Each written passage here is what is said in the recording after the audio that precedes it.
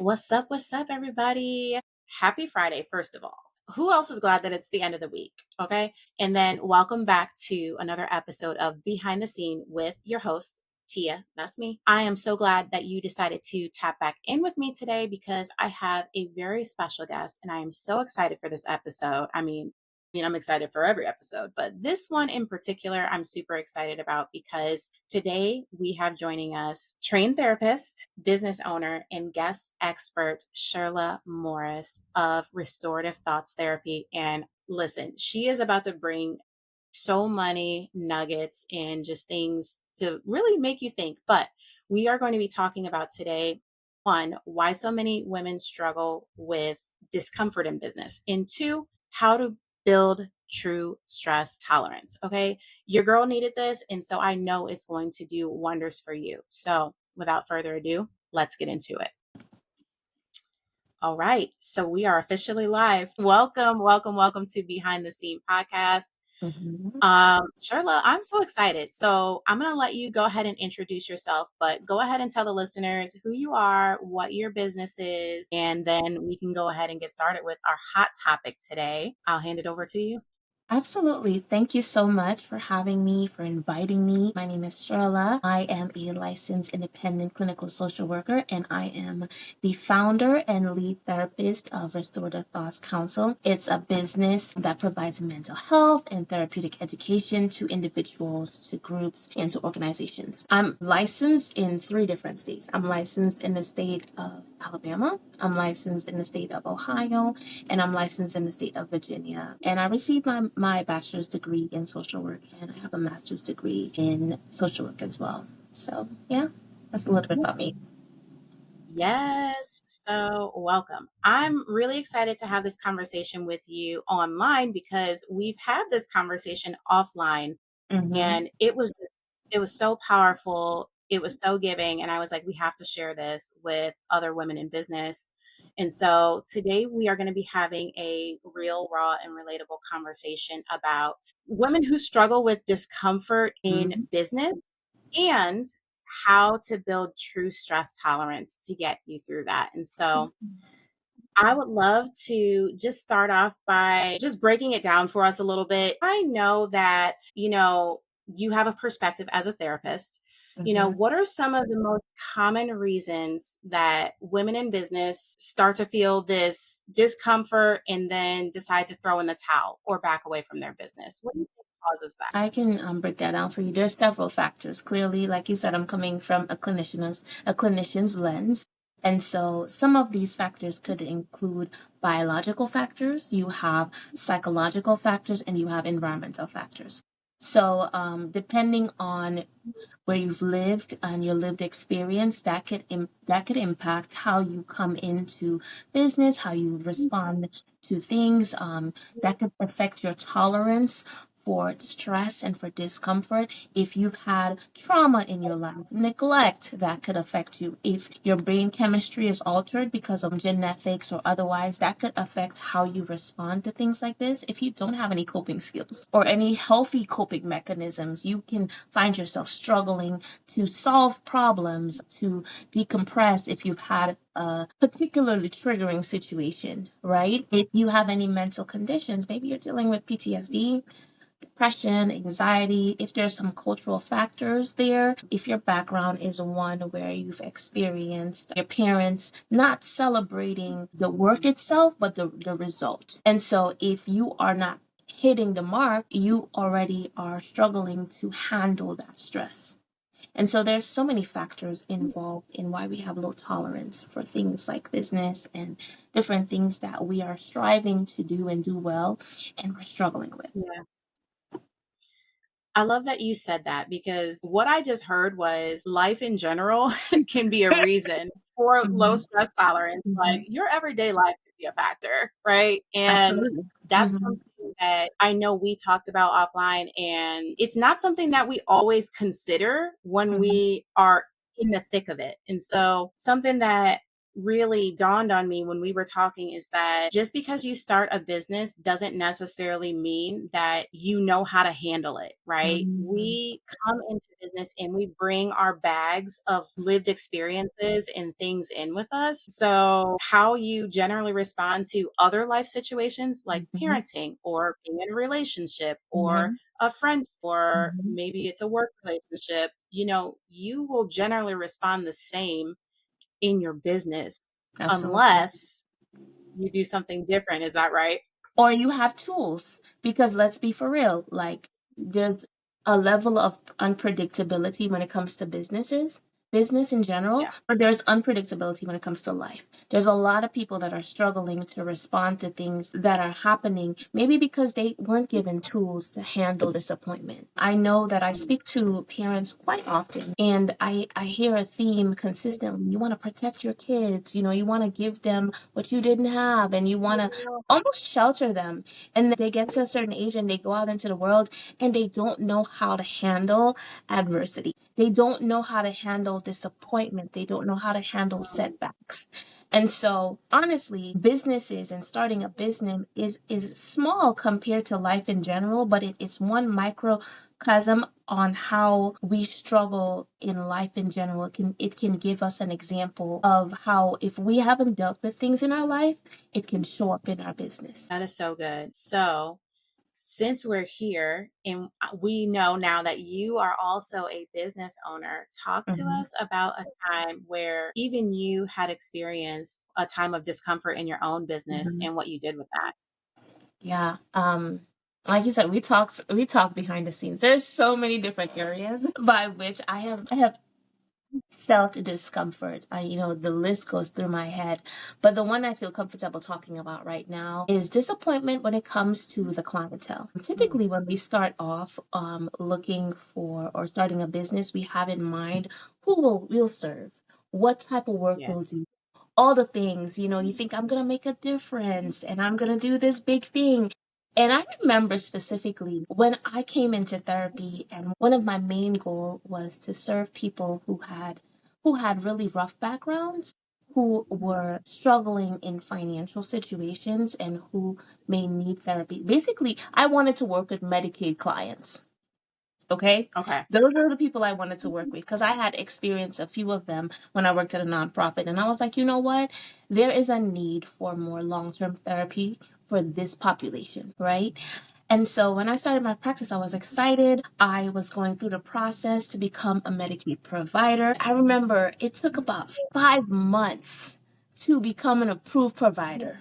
And this was in the state of Wow. Alabama. I was so excited because I was like, well, at least I'm going to get paid and all of the things, and I'll get to serve this population that there's a great need for. Lo and behold, after going through all of this, I was soon to discover that Medicaid does not offer therapy services one on one. They don't pay for mental health services for people over the age of 21. Now, when I Oh, tell you that shook me, mind you, my goal as a clinician, I wanted to work with adults, not elderly yeah. per se or children. I was like, I don't necessarily want to work with kids per se. I felt like if I could meet an adult, a mom specifically, a woman, if I could help a mom, then I can help the whole family, right? And Yeah. I was passionate and I was excited and I was going to do this great thing. And then it just felt like the wind was knocked out of me because my population, I could not serve and be paid for. Now, to Wow. compound the disappointment, to put on top of the disappointment, Medicaid in Alabama specifically, I don't want to bash every form of Medicaid, at least my experience. Maybe it's gotten better. I don't know.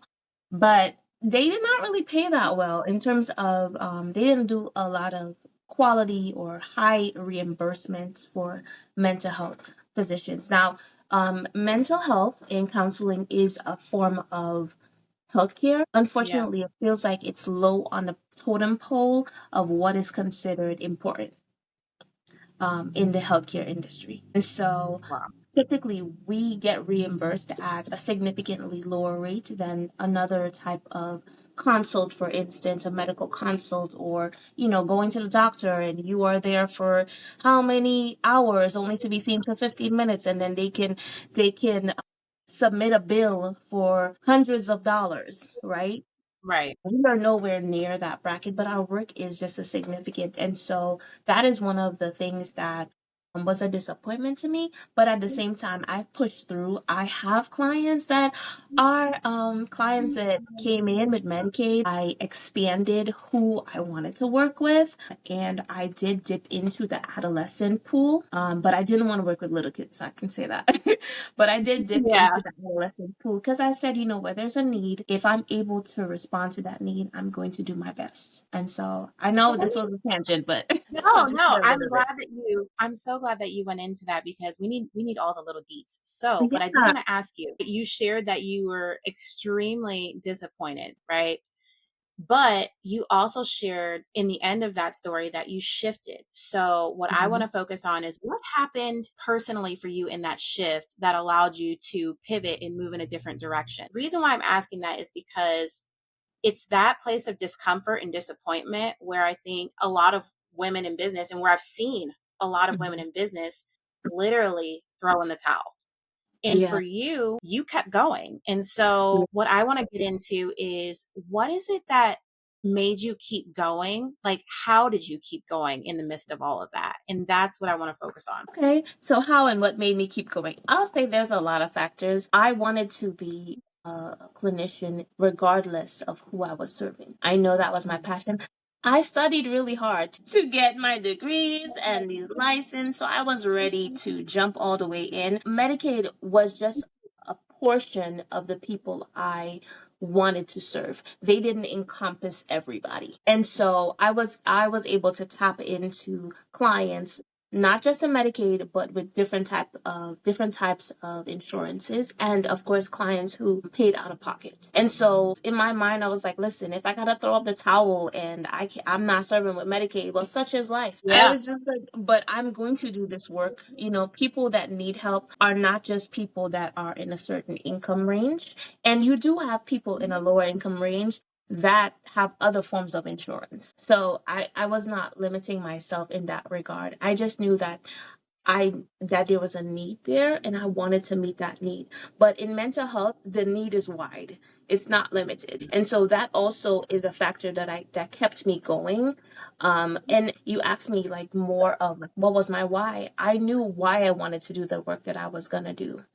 And so I knew that I needed to do it regardless and push forward. And I was like, okay, you know what? I go in therapy and I talk to people about this thing called radical acceptance. And so I Yeah. had to radically accept there were some things I could not change. And Medicaid is one of them. I can't change that, Yeah. but I can find a way to work around systems that I can't control. Yeah, so. That, oh, so good. That is so good because and I'm like getting all giddy over here because that is such a golden gem. Mhm. Knowing your why. Knowing your Mhm. why is something that carried you through that place of discomfort, disappointment, and really just redirected you. And so knowing your why, so that's a golden nugget right there. I do want to touch on something in the beginning of your story where you said you had this idea, you wanted to run with it and serve Medicaid patients. And so you went on this route and you're like, these are the types of clients. So you decided, like, this is my ideal client. Mhm. And I was thinking about that for myself because I also went into business with an idea of an ideal client. And to Mhm. my surprise, what I found out shortly after I started was that my ideal client, quote unquote, was a little unrealistic for what I'm doing. Mm. Okay. So, can you talk to us a little bit about what role does having unrealistic expectations Mm. play in times where we want to burn out or give up? Just so you know, I'm writing these things down because I want to make sure I don't miss anything. Yes, and we want you to touch it all. Listen, so let's talk about unrealistic expectations, right? That's the idea that is out of reach. That we Yeah, think, okay, it's kind of like thinking, one day I'm going to learn to jump so well and I'm going to jump and touch the rim. Depending on how tall you are, that's a realistic or unrealistic goal, right? yeah, And so we do have dreams when we're starting out. We do have ideas that are big, but when you're going into like a business, you don't know what you don't know, especially if you come right. from not having a business before. You're learning about businesses, the model. It's one thing to see somebody thriving and to assume, hey, this is the reason they're thriving. It's because they look this way, because they have these resources. You don't know what people have or don't have. And so, Yeah. depending on what the business is, what it requires behind the scenes, can the success of that business or its ability to expand and serve can be impacted by those factors. Typically, we're Yeah. seeing the successful side. We're seeing the side that is kind of like you're going to a show, a play, and you're seeing the show. You're not seeing behind the scenes. And there's a lot that goes on behind the scenes that makes it so that this show is able to excel and to put on an excellent show. Unrealistic expectation is just looking at the show and saying, I can do it. Have you been doing the training? Right. Do That you part. have the choreography? Do you know the expertise? Have you been read? And so, been well read. So, someone could say, yes, it's good to have a dream, but the work itself behind the scene takes time. And Mhm. then you can go behind the scene because I was having this conversation with someone recently. They really wanted to do something in the medical field, but because of their personal limitation and diagnosis, they literally could not do it. And they felt devastated. And so Mm. being able to have grace for yourself when there's some things, not everything you're going to be able to master. We can try our best. We can seek excellence. That's where that whole perfectionism idea comes in. We can seek Mm. to achieve something, but there's some things that there's literal limits that we have going on that can influence what we're able to hit versus what we're not able to hit, and or how long it takes you to get there. So you might be thinking, I should be up and running in a year and a half, 2 years, and it takes you 5 years to hit that mark because there's so much things Wow. you're learning behind the scenes that you didn't take into consideration, that you didn't know that you needed to take into consideration. Another gem dropped. Yes, and that is so good. You brought up something that I know we went back and forth with, like, for probably close to an hour, Yeah. perfectionism. And Mhm. something that I learned from you that I would love you to go a little bit more into is the fact that perfection is different from excellence. Mm, So the mhm. pursuit of perfection versus the pursuit of excellence. And I really want you to touch on just that whole concept because that was revolutionary for me. I am Yeah. one who typically strives for excellence, but I miss that and I go a little bit further and I get Mhm. to striving for perfection. And then I'm instantly let down when things don't go my way. Yeah. And for me, you had talked about just how detrimental that was for me. Yeah. You were like, how's that working for you? And I'm like, it's not. So if you would please touch on that because this is something that I know for a fact, without a shadow of a doubt, I am not the only one who experiences this. And I would love for you to just break it down so that people can get free. Because let me tell you, I got free. Okay, okay. I specifically wanted to give you a definition of perfectionism before I go off and talk about it. So perfectionism is both a personality trait and a coping style. It's where a person sets really high expectations or standards for themselves and are overly critical when those standards are not met. It's often tied to low tolerance for discomfort or stress because perfectionists struggle with uncertainty, failure, and imperfection, which are all natural parts of life.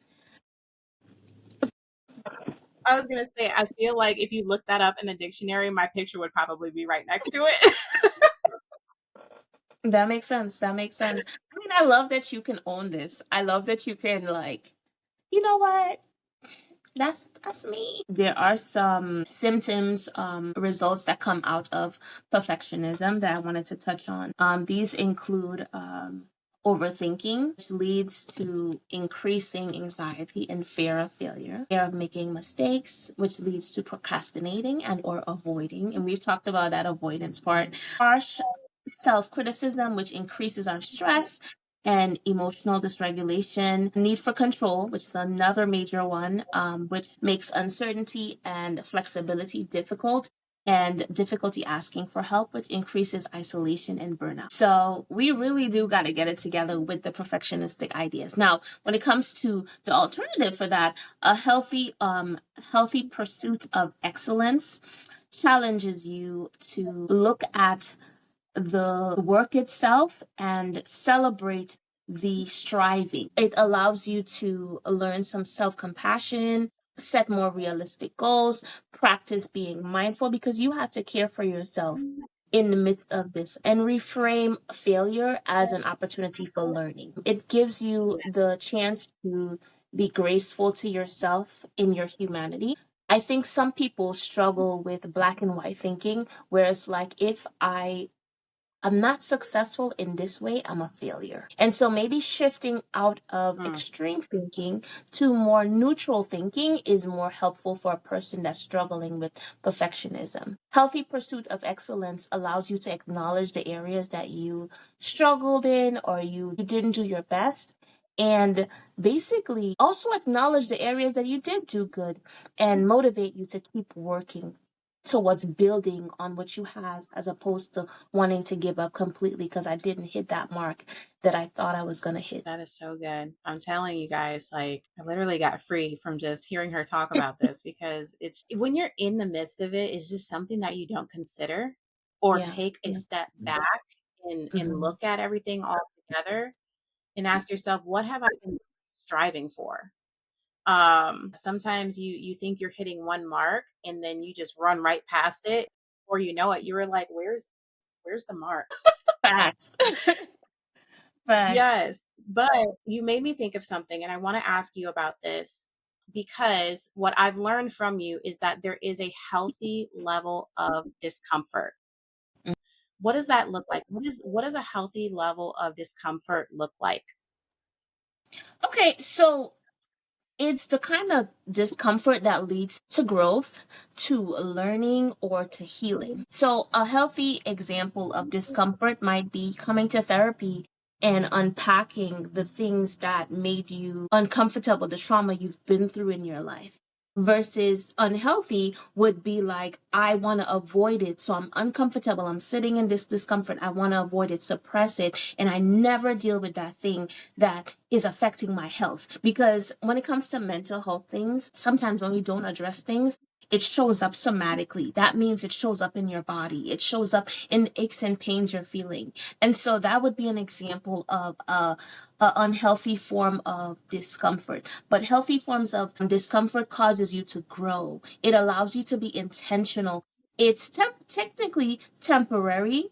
It is actually more tolerable and it builds resilience. I love that. Resilience, something I'm learning to be, something that I want every woman listening to this to learn to be resilient. So I want to ask you this. This is kind of like a hotspot question, but let's say there's a woman listening to this and she's already at the place where she threw in the towel. Like the throwing in the Mm, towel is in the past because it already happened. What would yeah. you say to her in this moment about dealing with discomfort and getting back in the ring? Mhm. Yeah, yeah. I would say to her, listen, girl, you are not alone. Like discomfort genuinely is a part of life, you know? And so it's not too late to learn skills that can help you regulate. Come to therapy, get that help. Ask. You have a lot more resources than you even think you may have because when you're in that place it feels so low. But there are people that have been there. And we do live in a day and age where help is really like a text away. Help is here. I think being able to know that you're not alone in this and that you can get help and that there are some tools you can learn to help you regulate through some of those feelings. And that's what I would say to her. I hope I she's love that. listening. I I love hope that. you're listening. I hope she is too. I hope she is too, because then you can drop your here's where to contact me. Listen. You gotta tell me twice. You can find me at. I love it.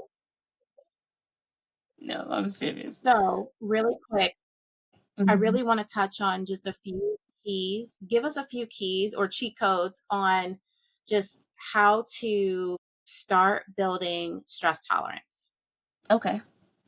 There's different things you can do. As a clinician, I explore with clients like grounding techniques. These are techniques that can help you be present in the moment and help you regulate. These are examples like identifying your senses, like five sense grounding. I am going to be present by identifying something in my senses while I'm looking at identifying things in my environment that I can see that can help me snap back out of whatever I'm feeling. Maybe it's something that I could smell. Let me go find 3 different smells. Maybe it's something I can taste that can shock my senses, that can take me away from whatever I'm, thinking about and bring me back to the moment. Maybe you just need to step away from whatever it is that and take a minute, take a mini break. I talk to clients about different tools such as STOP, which stands for stop, take a step back, observe, proceed mindfully. I talk to clients about other things, about thought challenging, about looking at the thoughts that you have and reframing that negative thought and making it not necessarily positive, but neutral, which sometimes is more helpful. There's a whole bunch of skills that you can identify with. You can look up online or you can find someone who you can unpack with. The benefit of coming to a clinician like or someone such as me is that we are able to walk you through an individual plan. Because the truth of the matter is we all have blind spots. There's things that we can't see, and sometimes being in an environment with someone different outside of family, right, who is objective, who can truly give you an assessment based on what you shared, and who can help you understand like what's your accurate diagnosis and what are some things that you can work on to specifically address that specific issue that you're dealing with. It people come to therapy for minor to severe things, right? And so our goal is to help each individual based on their personalized need. Mm, that's good. That's good. So, with that being said, I would love you to tell the listeners where they can find you because I'm sure when people hear this, they're going to be like, I really connected with her. She gave it to us Mhm. straight. She Mhm. gave it to us in a way that is palatable. And so, tell the people where they can find you, girl. Absolutely. I am on Psychology Today. I have my own website. It's called Restorative Thoughts Council. My name on there online is Sherla Morris. So you can just find me by my name. You can look my name up. You can go on my website, www.restorativethoughtscouncil.com. My number, all the things are there. You could just reach out. Myself or my assistant would reach out to you. And yeah, I'm here and I'm available. Again, I am seeing people in the state of Alabama. I can see people in the state of Ohio, and I am licensed to see people in Virginia. So if you are in any of these places or you know someone in any of those places that could benefit from individual therapy, feel free to hit up me. And I would gladly do a consult with them and see if they're a good fit for me. Because at the end of the day, there might be some people that I can refer them to if I'm not the right match for them, or they can come and they can be seen by me. I do offer therapy services, but all my services currently are virtual. And so the good thing about that is you can see me in your home in this moment quickly. You can set up an appointment today for probably today or tomorrow or next week really quickly.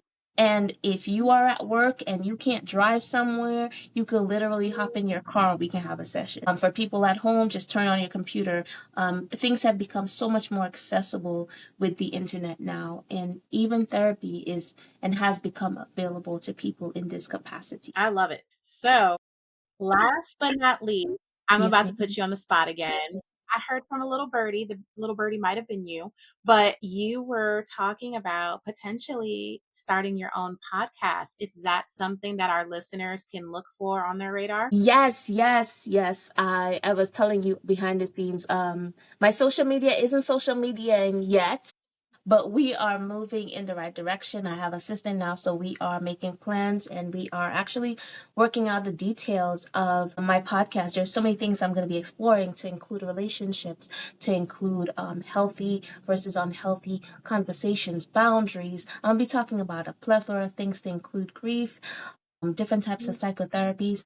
And I'm also a CE provider, which is a continuing education provider. I'm going to be doing a continuing education event happening in October, I believe it's 8th and 9th, and I'm going to be doing a deep dive into domestic violence. And it's going to be a 10-hour course, 2 days. And so anyone who is interested in really learning more about to empower themselves working with clients who've experienced trauma in that capacity, and or the kids that they're serving, they can definitely check on my website. I'll be dropping the link for that soon, and you can find out more information. But the podcast is coming. It is coming.